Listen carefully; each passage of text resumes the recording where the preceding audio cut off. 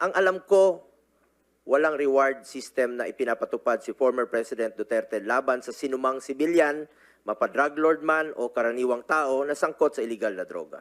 Walang basihan ang mga paratang na binitawan sa mga pagdinig na di umano'y reward system kapalit ang buhay noong panahon ng war on drugs ng Duterte administration.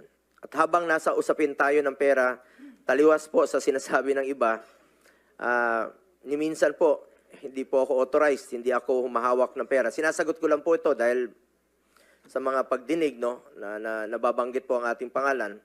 Never po ako nag-handle ng budget of finance matters, kahit nung mayor pa po si Pangulong Duterte. Si Muking, who is not employed in the Senate, was a personnel in the office of the President noon at tulad ko, scheduling, administrative work, mga clerical work. I'm sure lahat kayo nagpapa-appointment po sa amin through Muking.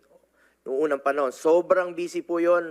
Marami pong opisyal na lumalapit sa amin at even during the time of the pandemic, no, nangailangan ng tulong at hindi po namin tinatanggihan yan.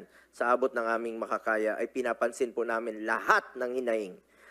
Nais ko rin klaruhin ang naging